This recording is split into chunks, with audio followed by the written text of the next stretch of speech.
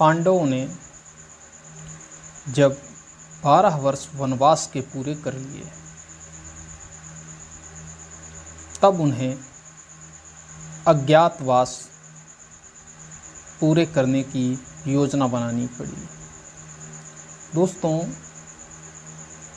जैसा कि आपको पहले बता चुके हैं कि वनवास के साथ 1 वर्ष का अज्ञातवास भी रहना था, और उस अज्ञातवास में यदि पांडव पहचान लिए जाते कौरवों के द्वारा तो पांडवों को पुनः 12 वर्ष के लिए वनवास जाना पड़ता और साथ ही फिर से 1 वर्ष का अज्ञातवास झेलना पड़ता। यह प्रक्रिया सतत चलने वाली थी, लगातार। इसलिए अज्ञातवास की जो अवधि थी उसको कहाँ बिताया जाए, कैसे बिताया जाए, इस पर पांडव विचार करने लगे।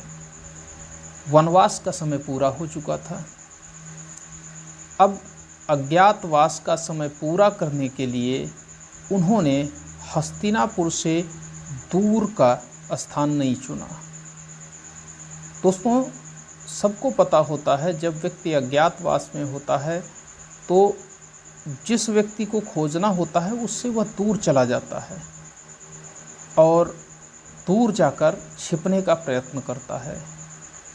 अच्छा, जो व्यक्ति उसको ढूंढ रहा होता है वह भी दूर दूर तक ढूंढवाता है। पास में अपने नहीं ढूंढता, क्योंकि वो समझता है कि हमारे पास में तो रहेगा ही नहीं, इसलिए दूर दूर तक ढूंढो। यही कार्य पांडवों ने किया और उन्होंने मत्स्य राज की राजधानी, जो विराटनगर के राजधानी विराटनगर थी, विराटनगर के जो महाराज विराट थे उनकी नगरी में, जो कि हस्तिनापुर से ज़्यादा दूर नहीं थी, उनकी नगरी में अपना अज्ञातवास गुजारने की योजना बनाई। दोस्तों, आज के दौर में फ़ोटो सबकी प्रचलित है और जो राजकुमार होते थे उनकी फ़ोटो इतनी दूरी तक नहीं जाती थी। ऐसे ही पांडवों की भी फ़ोटो अन्य राजाओं तक नहीं जाती थी, क्योंकि वो कुरुवंश के जो राजा होते थे उनको जानते और पहचानते थे। दोस्तों, पांडवों ने भी भेष बदला और भेष बदलकर वह पहुंच गए विराटनगर। और जब वह विराटनगर पहुँचे तो वहाँ पर नौकरी करने के लिए बात की। विराटनगर में युधिष्ठिर ने जो इंटरव्यू दिया अपना, वह दिया जुआ खेलने वाले सभासद के रूप में, कि वो जुए के माहिर खिलाड़ी हैं। दोस्तों, जुआ जो खेलने वाला व्यक्ति होता है वो राजा का मनोरंजन करता था, वो सभासद, और राजा के साथ रहता था। अच्छा, चलो ठीक है, धर्मराज जी ने तो ये काम ले लिया। अब नंबर आता है भीमसेन का। भीमसेन ने भोजनालय संभाला, क्योंकि उनको खाने में अत्यंत रुचि थी। तो उन्होंने सोचा कि भोजनालय संभाला जाए, काम तो ज़्यादा ज़रूर पड़ेगा लेकिन भरपूर खाना भी मिल जाएगा, भरपेट खाना मिलेगा, इच्छा तृप्त रहेगी। भीमसेन ने भोजनालय का काम संभाला। अर्जुन जब स्वर्ग गए थे तो वहाँ अप्सरा इन पर मोहित हो गई थी और अर्जुन ने उनको माँ समान बताकर उनसे विवाह करने से इनकार कर दिया था। इसलिए मेनका अप्सरा ने इनको श्राप दे दी थी कि जा, तू 1 वर्ष के लिए किन्नर बन जाएगा। तूने मुझे ठुकराया है।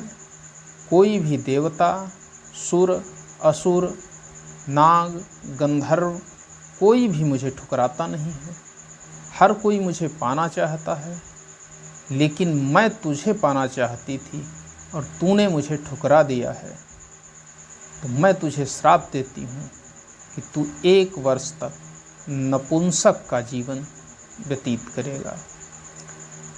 अर्जुन के पास यही वह 1 वर्ष का समय था जब वह नपुंसक बन करके अपने अज्ञातवास को पूरा कर सकते थे, और उन्होंने उस 1 वर्ष को इसी समय के लिए चुना और ब्रह्मनला बन करके उन्होंने राजकुमारियों को जो वाद्य यंत्र होते हैं, नृत्य होता है, उसको सिखाने का काम ले लिया। नकुल ने घुड़साल संभाली और सहदेव ने गौशाला। दोस्तों, 5 भाइयों को काम मिल गया, लेकिन सीधे नहीं मिला है। अभी तो इन्होंने चुना कि हमें क्या काम लेना है। फिर ये विराट महाराज के पास पहुँचे और उनको इंटरव्यू दिया अपना, जिसमें इन्होंने बताया कि मैं पांडवों का सेवक हूँ और उन्हें वनवास हो गया है। अब हमारा हस्तिनापुर में तो गुजारा बसारा होगा नहीं, अतः मैं चाहता हूँ कि आपके राज्य में मैं नौकरी करके अपना भरण पोषण कर लूँ।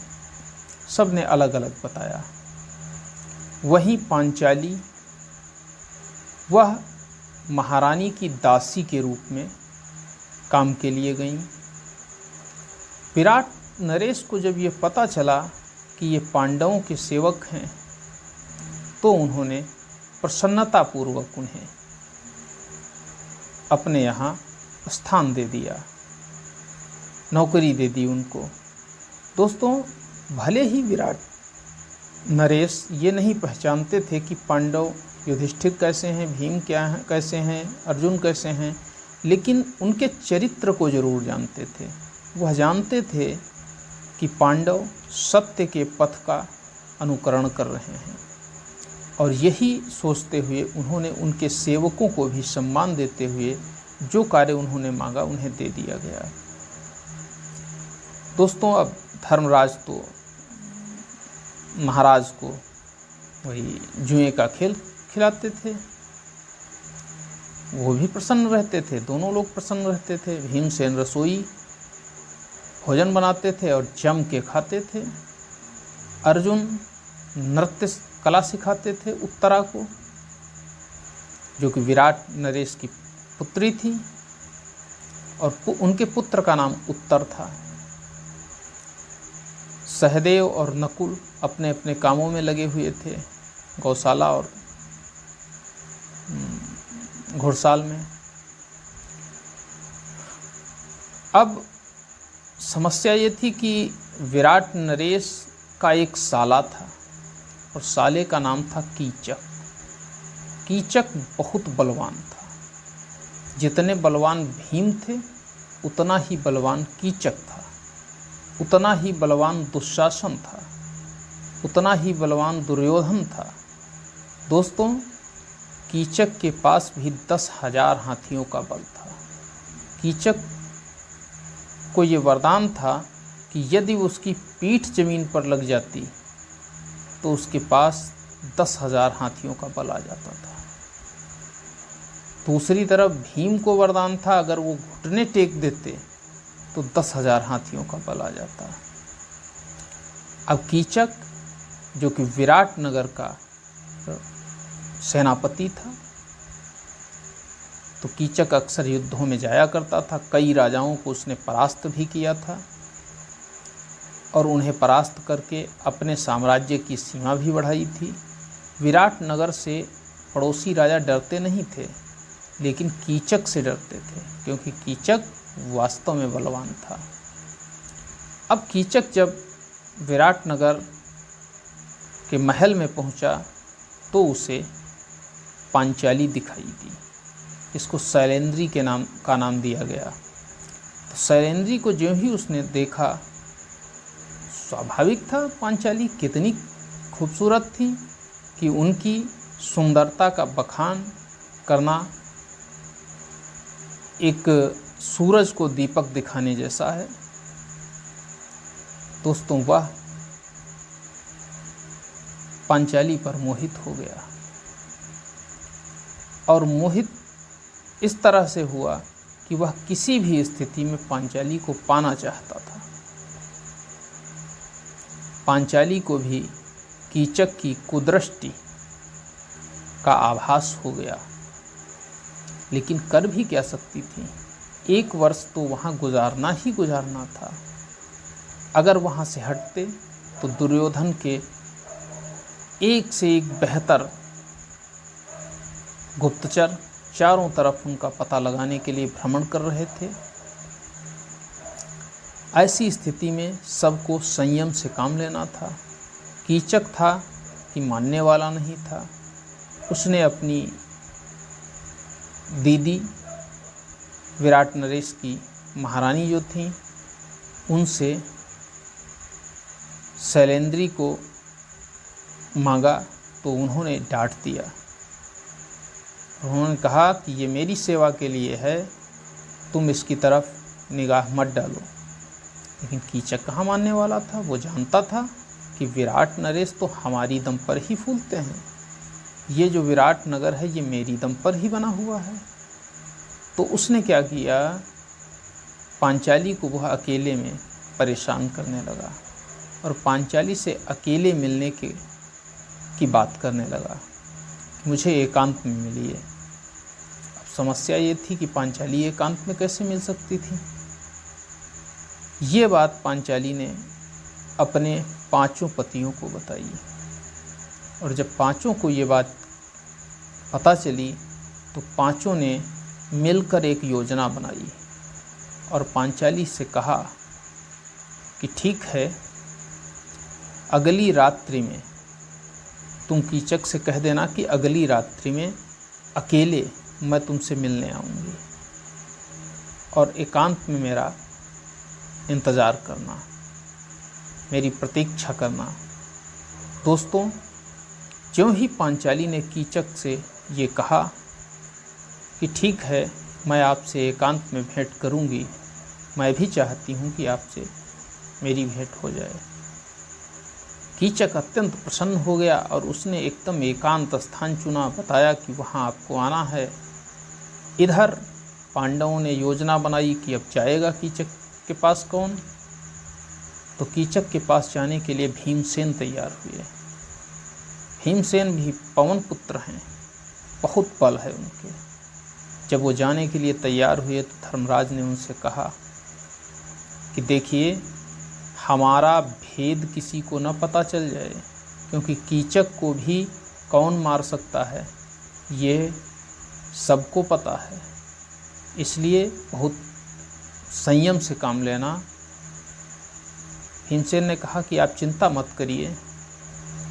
दोस्तों, पांचाली की जगह पर भीमसेन गए और जब वो घुंघरुओं की आवाज़ आई, पायलों की झनकार आई और वह चुनरी ओढ़े हुए एक महिला नजर आई तो कीचक मदहोश हो गया। कीचक मदिरा पान करने लगा और जब पहुँचे, ज्यों ही पल्लू उठाया तो सामने भीमसेन थे और भीमसेन को देखकर कीचक भयभीत सा हो गया। लेकिन फिर भी वह बलवान था तो उसने युद्ध करना शुरू कर दिया। मल्ल युद्ध, द्वंद्व युद्ध होने लगा और उस मल्ल युद्ध में भीमसेन ने कीचक को मृत्यु के घाट उतार दिया। अब कीचक ज्यों ही मरा तो पांडवों ने मिलकर विराट नगर में फैला दिया कि रात्रि के समय में गंधर्वों ने कीचक की हत्या कर दी। दोस्तों, ये बात धीरे धीरे कहाँ पहुँची? हस्तिनापुर पहुँच गई। और जब हस्तिनापुर ये बात पहुँची कि कीचक की हत्या हो गई है, कीचक का वध हो गया है और रात्रि में गंधर्वों ने कीचक का वध कर दिया है, तब हस्तिनापुर नरेश और दुर्योधन के मामा मित्र कर्ण और भाई दुशासन सहित सबने विचार किया कि ऐसा संभव नहीं है कि गंधर्वों ने कीचक को अकेले मारा हो। कीचक को जो लोग मार सकते हैं उन्हें मैं जानता हूँ। ऐसा तो नहीं पांडव भी विराटनगर में ही हों। दोस्तों, इसका पता लगाने के लिए वह आगे काम करते और इसके बारे में हम आपको अगले वीडियो में बताएंगे कि कैसे और क्या किया उन्होंने, किसके कहने पर किया। मित्रों, आज के लिए बस इतना ही। वीडियो को लाइक करें, शेयर करें, जिससे कि ज़्यादा से ज़्यादा लोगों तक पहुँचे। साथ ही चैनल को सब्सक्राइब करें। आज के लिए इतना ही। मिलते हैं अगले वीडियो में। तब तक के लिए धन्यवाद। जय हिंद, जय भारत।